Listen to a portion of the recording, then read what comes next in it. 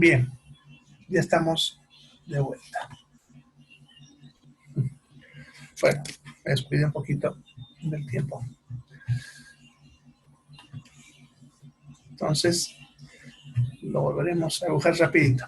Y entonces, como decía, vámonos que esta es zona donde están las bacterias atacando y nuestros macrófagos que estaban defendiendo, vámonos que son los verdes, o azul creo, sí, azul. Ya, por ejemplo, que habíamos dicho que murió, botó las sustancias químicas y los macrófagos llegando hacia esa zona, los de alrededor. ¿Ya? Nuestra arteria, como les había dicho, que llega a esta zona, se va a hacer más ancho en la llegada y más angosto en la salida. ¿Ya? Eso hace que haya circulación mayor de sangre, pero más lenta. Eso favorece que las células de defensa que están circulando por la sangre, ya que se llaman neutrófilos, ya puedan moverse hacia la pared de la arteria. Cuando llegan a la pared de la arteria, hacen un proceso que ellos giran un poquitito, ¿ya? Y luego buscan un espacio entre células, porque no se olviden que la arteria también está formada por células, ¿ya? Y cuando pillan ese espacio, se estiran y salen por ese espacio. Eso se llama diapédesis, es un proceso.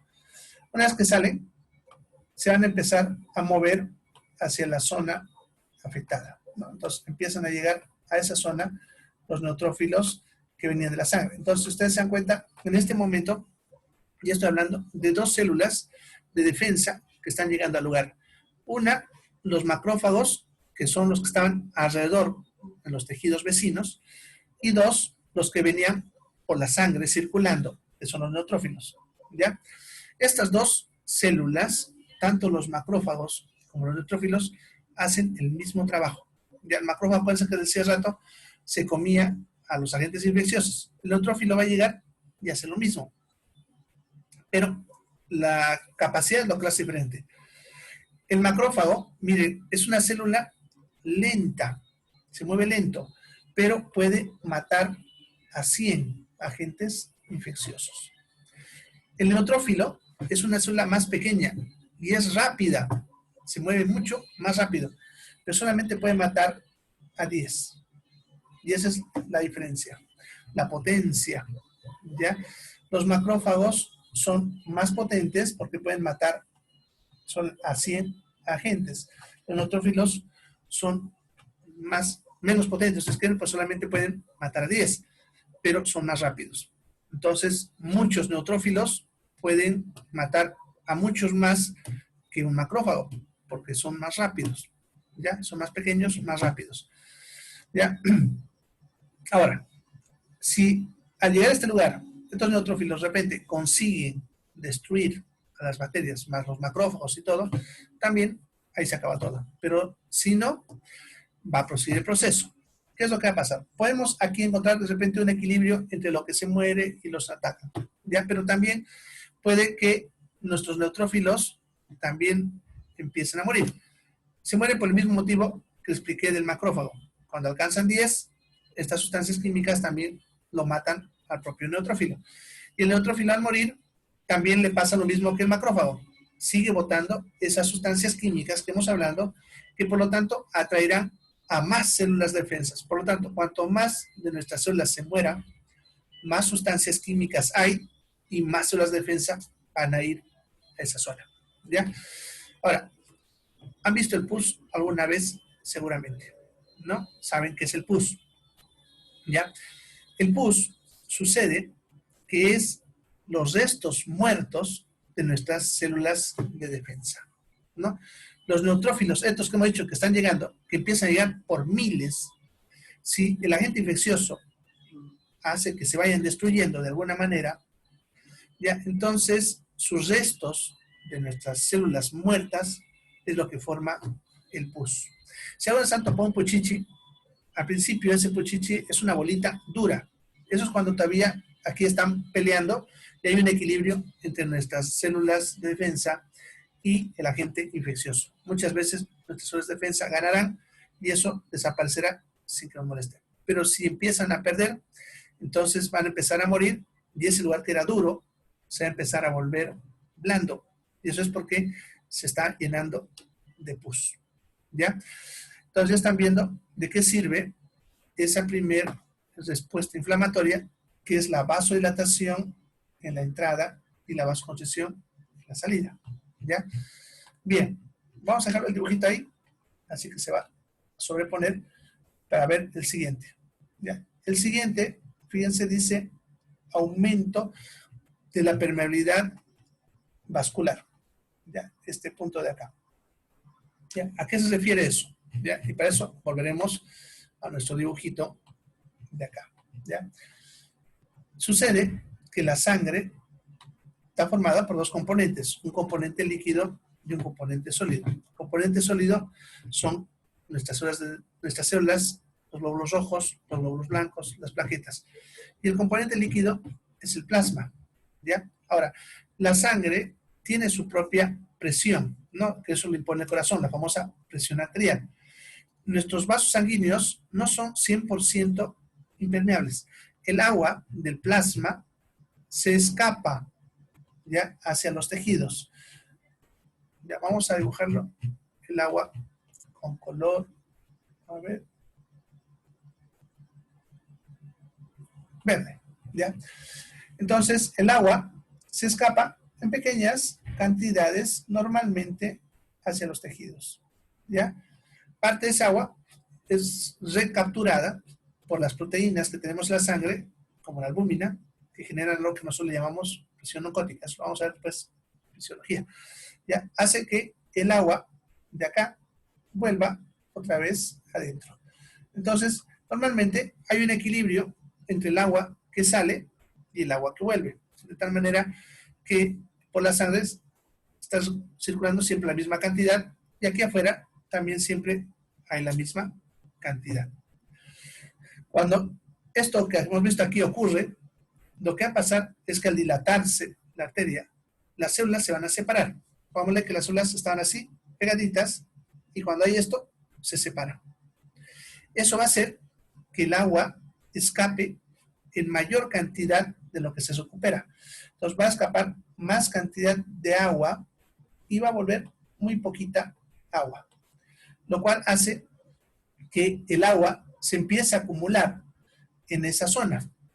¿Ya? Si yo tengo, pongámosle, varias células, las dibujaré aquí apartecito, con rojito. Pongámosle que tengo varias células, la vamos a dibujar aquí, está. Sí, pongámosle que tengo esas 6 células que están así juntas, ya que entre ellas siempre hay un espacio. Pero si pasa lo que estamos hablando aquí, que escapa más agua, entonces las células, como tienen más agua alrededor, se van a separar, así, ¿ya? Entonces va a haber más espacio entre las células, porque hay más agua que las está separando. Eso tiene como objeto favorecer a nuestras células para poder cazar a los agentes infecciosos, ya que acuérdense del hecho que el macrófago es grande. Normalmente el macrófago, cuando está patrullando, ya se mueve estirándose. Entonces, como es grande, pongámosle, si tuviese que pasar por este primer ejemplo, ya, pongámosle que el macrófago es así, ¿no? Entonces, para poder meterse por ahí en medio, tendría que estirarse así. Entonces, ese macrófago se estira para poder avanzar, ¿ya? Eso hace que su movimiento sea lento. Pero si hay más espacio, ese macrófago va a poder moverse con mayor facilidad por ese espacio, porque hay más campo, y por lo tanto le va a dar velocidad. Y lo mismo pasaría con nosotros. Eso favorecería para nosotros, ya que capturarían con mayor facilidad a los agentes infecciosos. ¿Ya? Entonces, eso es cuando dice aumento de la permeabilidad vascular. Se escapa más agua. ¿Ya? Ahorita vamos a ver también qué se llama y qué síntoma da eso. Ese es el segundo proceso que ocurre en la inflamación. Y el tercero es lo que dice aquí, que es estimular las terminaciones nerviosas. ¿Ya? El último. Eso ya no se los puedo dibujar, pero ¿a qué se refiere eso? A que estimula el dolor, ¿ya? El dolor nos va a servir para estar conscientes de que nos está pasando algo, ¿ya? Y es una señal de la inflamación. ¿Ya? Entonces están viendo ya que en nuestro cuerpo, ya cuando hay un proceso así, ya el cuerpo se va a defender haciendo esto que están viendo acá ahorita, ¿ya? Y eso se va a manifestar con síntomas, ¿ya? El primer proceso, ¿no? Lo que les decía, que hace que la arteria se dilate y se haga más delgadita en la salida, a vasoconstricción, ¿ya? Eso va a hacer que llegue más sangre, ¿no ven? Entonces, al llegar más sangre, esa zona se va a poner más roja. Si han tenido una inflamación o una herida infectada, van a ver que todo lo que les digo ocurre ahí. Entonces, como le llega más sangre, esa zona se va a poner más roja. La sangre también se encarga de mover el calor del cuerpo para que se distribuya. Si a una zona le llega también más sangre, esa zona también se va a poner más caliente. ¿Ya? Entonces ya tenemos dos síntomas. Se pone rojo, que eso le vamos a llamar eritema, y dos, se va a poner más caliente. Va a aumentar la temperatura, pero estamos hablando en la zona. ¿Ya? Tres, como sale más líquido, se produce, como he dicho, separación entre las células, y como está entrando más líquido a mayor presión, esa zona se va a empezar a hinchar. A eso le llamamos edema. ¿Ya? Si ahora se tiene una herida infectada, sabe muy bien que esa herida se pone roja, se pone caliente y se hincha, ¿no? Ya están viendo los tres. Y el cuarto es el dolor, ¿no? Ya saben por qué pasa. Esos cuatro síntomas, entonces, eritema, calor, aumenta el calor, ya, edema y dolor son los síntomas de la inflamación, ¿ya? A eso se le conoce con nombre de la tetrada de Virchow. Ya son los síntomas de la inflamación. Ya saben a qué se debe. ¿Ya?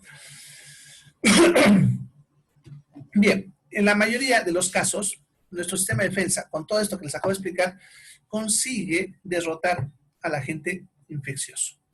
¿Ya? Consigue.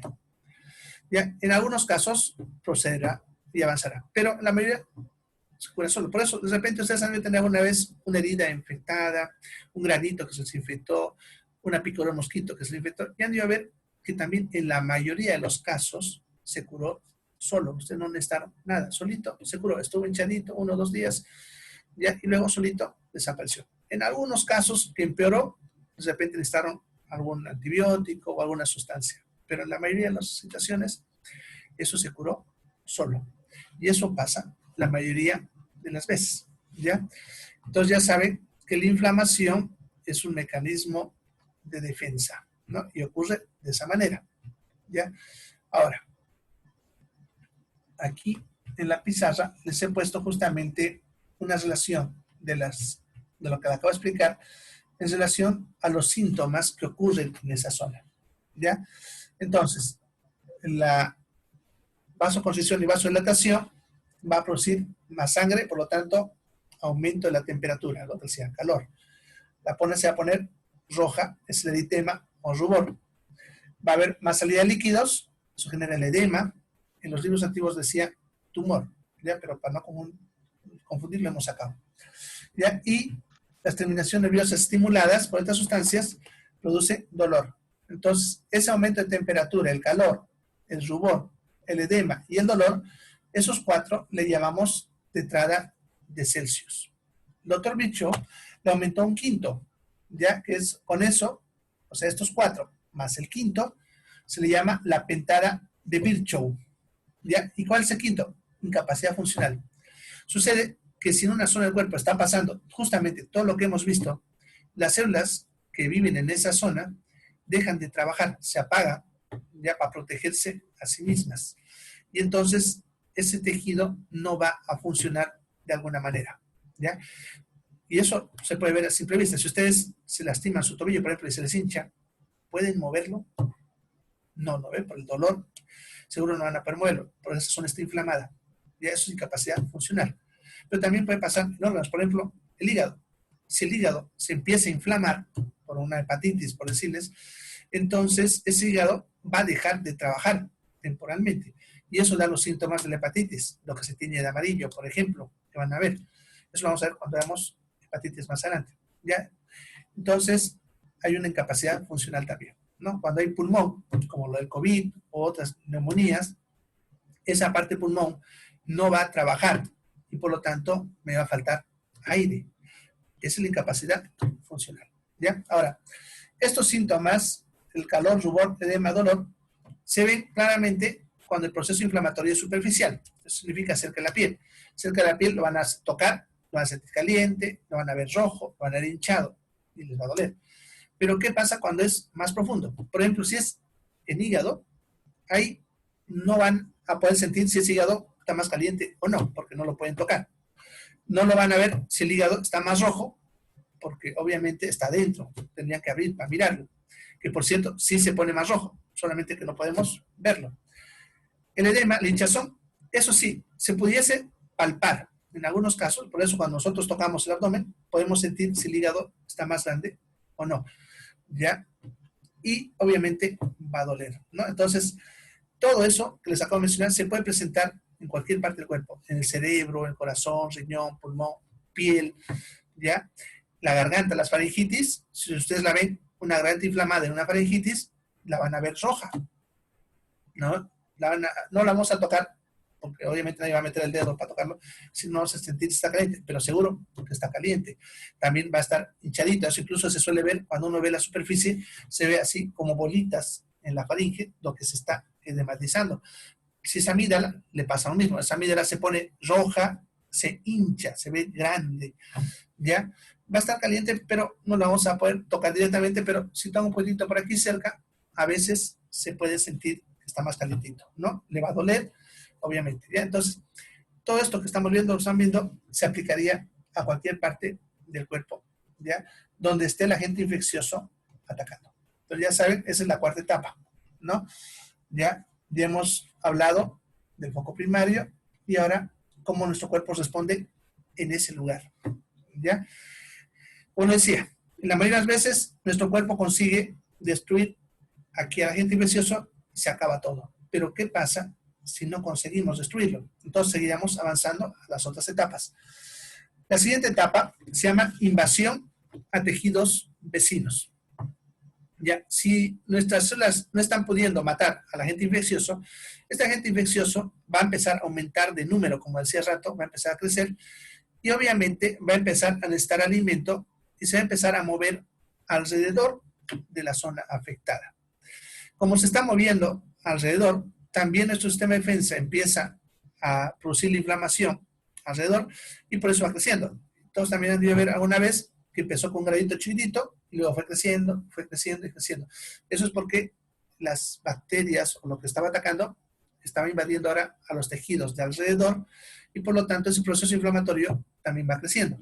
Pero en esta etapa, la bacteria o lo que sea solamente está en el lugar y sus alrededores. Todavía no ha avanzado más, ¿ya? Si es que sigue moviéndose así, en algún momento ese agente infeccioso va a toparse con un vaso sanguíneo, una arteria o una vena. Y una vez que entra a esa arteria o esa vena, ya la sangre, el hecho que es como un río, ni bien la bacteria caiga ahí, el rato la sangre se lo arrastra. Como si ustedes tirasen un tronquito a un río, el ratito se lo lleva. Lo mismo pasaría, esa bacteria empezaría a dar vueltas rápidamente por la sangre, por todo el cuerpo. Y está dando vueltas por todo el cuerpo. A esa etapa se le llama la invasión al tejido sanguíneo, ¿ya? Tiene diferentes nombres dependiendo de la gente. Como están viendo, yo le he puesto de lo que es la bacteria, que se llama septicemia. Si es virus, le llamamos viremia. En caso de hongos y parásitos, no tiene un nombre, ¿ya? Simplemente decimos que está en esta etapa, ¿ya? Bien, entonces, en la etapa 6, no se olviden, el agente infeccioso está dando vueltas en la sangre, ya no está en donde empezó todo. Ahora, en nuestra sangre tenemos células de defensa, las mismas que hemos hablado hace ratito, el neutrófilo, pero también tenemos otras células, linfocitos, ya, eosinófilos, bueno, y otros mecanismos, ya, no solamente células. También en la sangre ya tenemos anticuerpos y también tenemos un sistema que se llama sistema de complemento, que solamente sirve con las bacterias, ¿ya? Son proteínas que atacan solamente a las bacterias. En cambio, los anticuerpos pueden atacar a todo tipo de bacterias, virus, parásitos, hongos. Y los anticuerpos, por si acaso, son los que verdaderamente nos van a defender de los virus, ya que los otros mecanismos que hemos visto ahorita no servirían contra los virus. Por eso les decía, cuando les hablé hace rato, cuando el macrófago, el virus no va a ser destruido por el macrófago ni por el neutrófilo. Llegará hasta este punto. Y serán los anticuerpos los que se encargarán de destruir a ese virus, ¿ya? Por lo tanto, en la sangre es donde mejor nos defendemos, ¿ya? Ahora, ¿qué pasa en la sangre?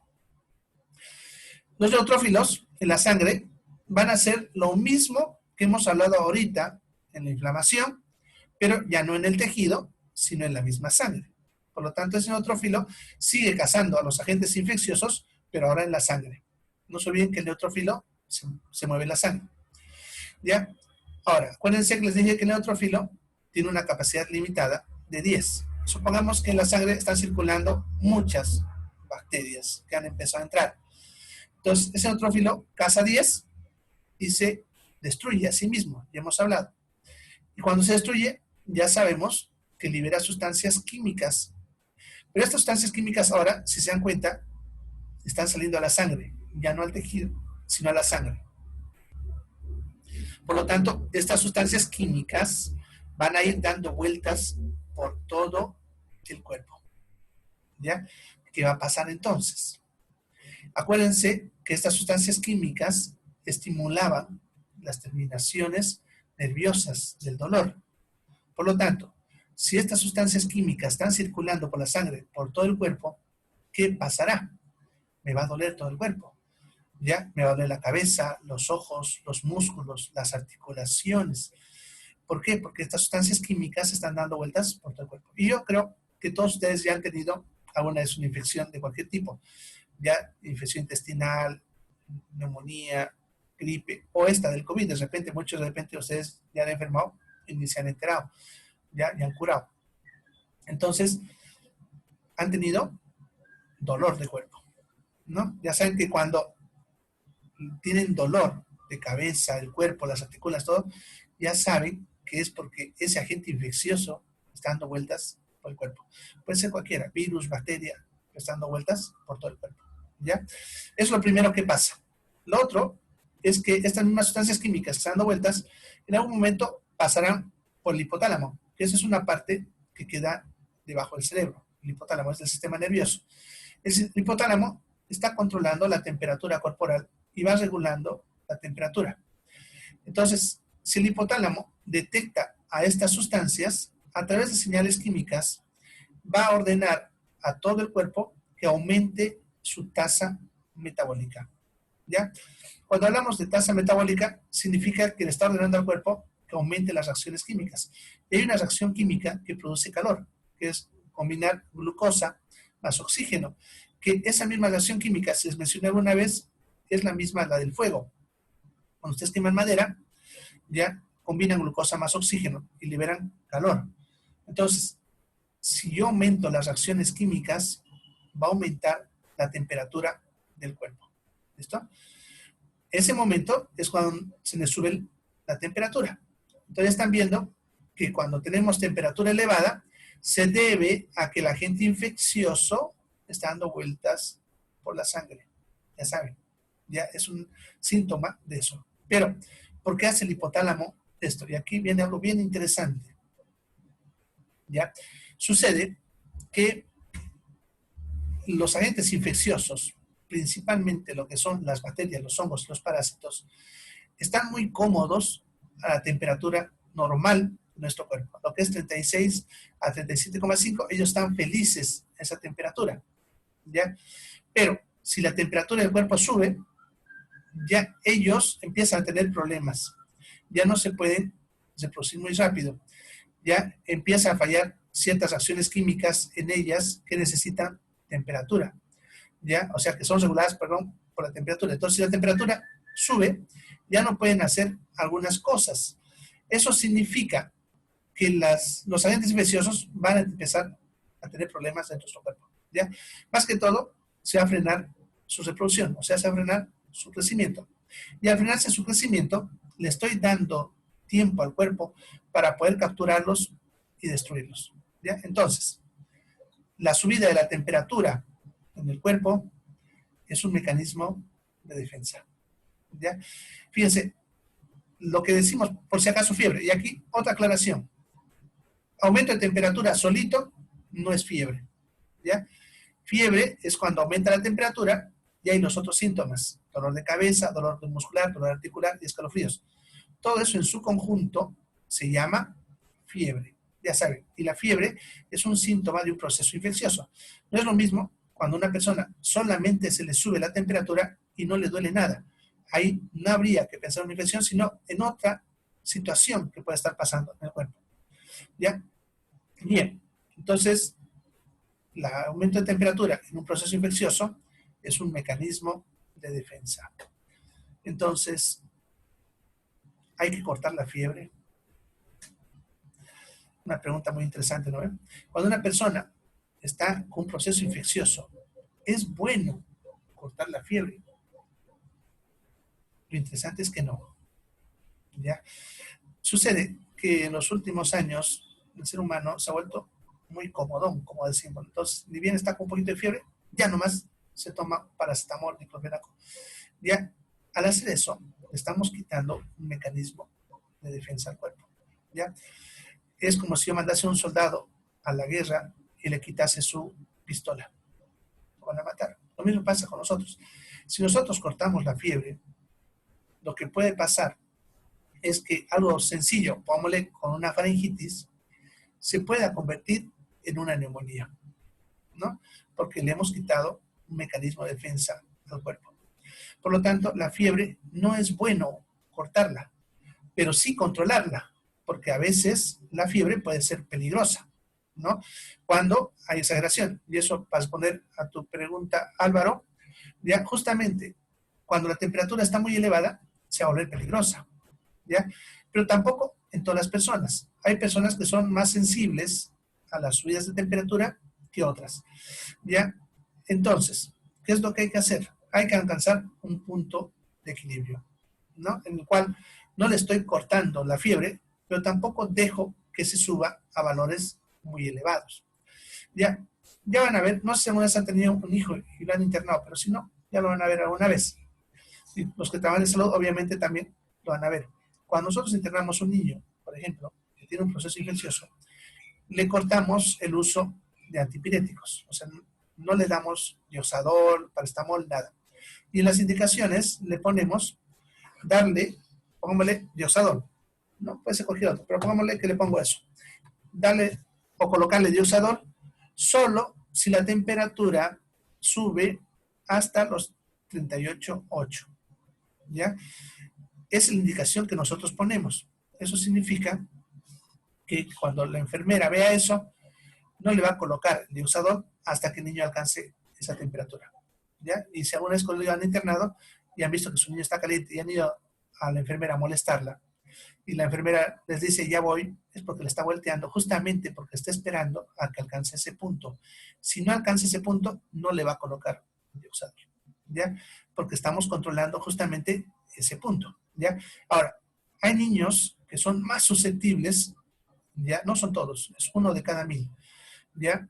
Que a veces cuando se le sube la temperatura un poquitito, convulsionan. En esos casos, le ponemos 37,8. O sea, mantener entre 37,5 y 37,8. Es un poquitito. No dejemos que se suba casi nada, ¿ya?